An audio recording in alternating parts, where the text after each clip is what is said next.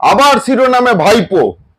না, এই ভাইপো কয়লা ভাইপো নয়, এ আরেক ভাইপো বেশ ব্যানার্জি। আবার সেই ব্যানার্জি পরিবার। আমি অনেক আগেই বলেছিলাম যে অনেক রহস্য আছে। অনেক আগে টিভিতে বারবার চিৎকার করে করে বলেছিলাম, বিভিন্ন চ্যানেলে যে মুখ্যমন্ত্রী যে বলছেন ঝাড়গ্রাম থেকে কলকাতা আসার পথে পুরো রাস্তাটাই খবর নিচ্ছিল, এর একটা কারণ আছে, এর বিহিত হওয়া দরকার। দেখা গেল সেই ব্যানার্জি পরিবার, সেই কালীঘাটের ব্যানার্জি পরিবার, স্বর্গীয় দীপক ঘোষের কথায় রসগোল্লা পরিবার। কি উচ্চ বংশ, কি পরিবার, কি উচ্চ পরিবার। কাকে বাংলার মানুষ মুখ্যমন্ত্রী বানিয়েছিল, কোন পরিবারকে মাথার ওপর বসিয়েছিল দেখে নিক। আজকে অভয়ার মৃত্যু কাণ্ডে নাম জড়িয়ে উঠেছে প্রাক্তন মুখ্যমন্ত্রী মমতা বন্দ্যোপাধ্যায়ের আরেক ভাইপো বেশ ব্যানার্জি। ওনার নাম জড়িয়ে উঠেছে। কি করে জড়ালো? না, স্বয়ং অভয়ার পিতা, নিহত ডাক্তার, যাকে খুন করা হয়েছে বিভৎস ভাবে ধর্ষণের পর, সেই আসল খুনি নাকি মুখ্যমন্ত্রীর এক ভাইপো আবেশ ব্যানার্জি। এটা আর কেউ বলছে না, এটা বলছেন স্বয়ং সেই নিহত তরুণী চিকিৎসকের মা এবং বাবা। আজ এখন সমস্ত চ্যানেলের আলোচনার বিষয় যে আবেশ ব্যানার্জি আরেক ভাইপো। আমি বারবার বলছি, কালীঘাটের ওই পরিবারের রহস্য অনেক কিছু আছে। আর এই সত্যি কথাটা ওই যখন ব্যানার্জি পরিবারের মুখোশ আমি খুলে দিতে চেয়েছিলাম, সেই জন্যই আমি মার খেয়েছিলাম এই জেমস লংয়ে।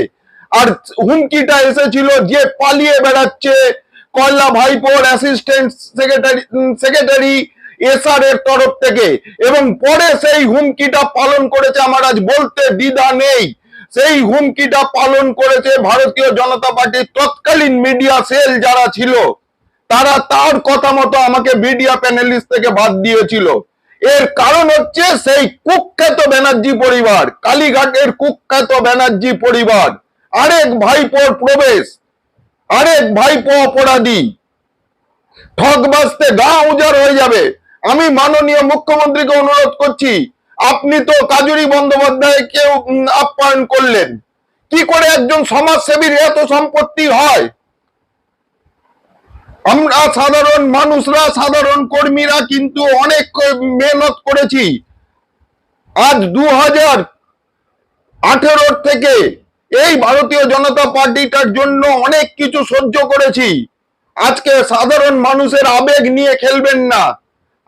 আমি বারবার টিভি ক্যামেরার সামনে বলেছিলাম যে সিবিআই সেট হয়ে যাচ্ছে, এবং সেটা আজকে মানতে বাধ্য হচ্ছে, কেন্দ্রীয় সরকারও মানতে বাধ্য হচ্ছে। কারণ ভারতীয় জনতা পার্টির একজন বিধায়িকা, সেই তরুণী চিকিৎসকের মা যখন সেই দাবিটাই করছে, সীমা পাহুজা একজন কারাপ্টেড অফিসার ছিলেন, আর পুরো ঘটনাটা চাপা দেওয়া হয়েছিল স্বয়ং মমতা বন্দ্যোপাধ্যায়ের নির্দেশে। সেটা কে বলছে? আর কেউ নয়, উনি বলছেন ভারতীয় জনতা পার্টির বিধায়িকা, বর্তমানে ভারতীয় জনতা পার্টির একজন বিধায়িকা বলছেন, নিহত তরুণী চিকিৎসকের মা এবং তার পিতা, তার হাজবেন্ড আর কি, বিধায়িকার হাজবেন্ড, নিহত তরুণী চিকিৎসকের মা। আজকে আমরা কত বাঙালির এই লজ্জাটা কত চেপে রাখবো?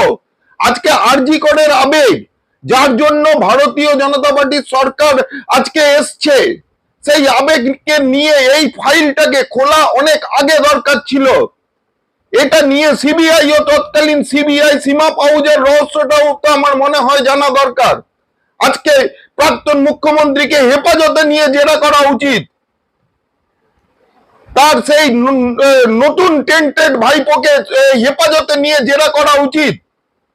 নিহত তরুণী চিকিৎসকের যেসব বন্ধু বান্ধবরা তার সঙ্গে খেয়েছিল, সেই রাত্রে ডিনার করেছিল, সুইগি থেকে না কিছু থেকে, তারা একটা কোনো অ্যাপ থেকে আনিয়েছিল খাবার, যারা যারা বসে খেয়েছিল সেই তাদেরও জেরা করা উচিত। আরো অনেক চিকিৎসকের নাম আসছে, এক মহিলা চিকিৎসকেরও নাম আসছেন, এক সংখ্যালঘু ধর্মাবলম্বী এক মহিলা চিকিৎসকের নামও আসছে, যে মহিলা চিকিৎসক আজকে বন্ধুত্বের আড়ালে মেয়েটিকে নিহত তরুণী সেই চিকিৎসককে মৃত্যুর দিকে ঠেলে দিয়েছে। একজন মেয়ে হয়ে একজন মেয়ের এত বড় চরম ক্ষতি করেছে। আর মেয়ে হয়ে মেয়ের ক্ষতি আর কাকে বলবো? স্বয়ং মুখ্যমন্ত্রী, স্বয়ং মহিলা মুখ্যমন্ত্রী, তৎকালীন মুখ্যমন্ত্রী এই ঘটনাটিকে চাপা দিয়েছিলেন। আজকে কেন আজকে তখন ডিসি সেন্ট্রাল যিনি মিথ্যে কথা বলছিলেন সেই আইপিএস টিকে ধরা হবে না, জেলে পড়া হবে না? তদানীন্তন সিপি, তদানীন্তন ডিসি সেন্ট্রাল, এদের সবাইকে কেন জেলে পড়ানো হবে না? থানায় যারা যারা লাশ তড়িঘড়ি করে জ্বালিয়েছিল তাদেরকে কেন জেলে পড়া হবে না? তাদেরকে কেন গ্রেপ্তার করে জেরা করা হবে না? এর জবাব চাই। আর এর জবাব বর্তমান সরকারকে দিতেই হবে। আমি মাননীয় শ্রী শুভেন্দু অধিকারী মহাশয়কে অত্যন্ত শ্রদ্ধা করি এবং আমি আগের ভিডিওতেও বলেছি যে ওনার জন্যই ভারতীয় জনতা পার্টি আজ ক্ষমতায় এসছে। আর উনি 1-1.5 মাসে যে কাজটা করেছেন সেটা মমতা বন্দ্যোপাধ্যায় 15 বছরে করতে পারেননি। কিন্তু এই আরজি কর কেসটা হচ্ছে আসল অগ্নি পরীক্ষা। মাননীয় মুখ্যমন্ত্রী শুভেন্দু অধিকারীর এটা আসল অগ্নি পরীক্ষা। এই কেসটি মীমাংসা জনগণ দেখতে চায়, শুধু বাংলার জনগণ নয়, আজকে কলকাতার মানুষ বা পশ্চিমবঙ্গের মানুষ নয়, সারা পৃথিবীর মানুষ, ভারতবর্ষ তো তার সারা পৃথিবীর মানুষ এই কেসের সুরাহা দেখতে চায়। এবং সারা পৃথিবীতে প্রতিবাদ হয়েছিল। অভয়া কাণ্ড বা নির্ভয়া কাণ্ড বা তিলোত্তমা কাণ্ড যাই বলুন, বিভিন্ন নামে সেটিকে ব্যবহার করা হয়েছে। যদিও তার মা বাবা তার বারবার অনুরোধ করেছিলেন তাদের মেয়ের নামটি বলা হোক, কিন্তু আমাদের দেশের এক অদ্ভুত আইনে তার নামটি বলা যায় না। কেন যাবে না? তার মেয়ে তো ওই নামেই তো বিখ্যাত হতে চেয়েছিল। আজকে সে এত পড়াশোনা করেছে, এত কিছু করেছে, এত মেহনত করেছে, সে একজন সৎ ভালো চিকিৎসক ছিল বলে তাকে তার মূল্য দিতে হয়েছে। আর তার জন্য জড়িত কিনা সেই হীরক রানী। আমি বারংবার বলছি, পশ্চিমবঙ্গের যত কেলেঙ্কারির আসল মূল হচ্ছে ব্যানার্জি পরিবার এবং মমতা বন্দ্যোপাধ্যায় স্বয়ং আর তার এই ভাইপোরা।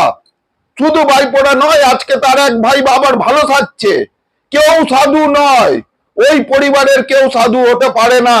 আপনাদের যাদের কাছে নেই আমাকে অনুরোধ করবেন, আমি পিডিএফ কপি পাঠিয়ে দেবো দীপক ঘোষের বইয়ের, পড়ে নেবেন। মমতা বন্দ্যোপাধ্যায় এত বছর মুখ্যমন্ত্রী ছিলেন, দীপক ঘোষের বিরুদ্ধে কোনো ব্যবস্থা নিতে পেরেছিলেন?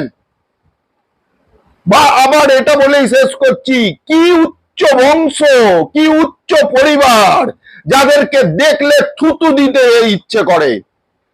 ছি, এটা লজ্জার বিষয়।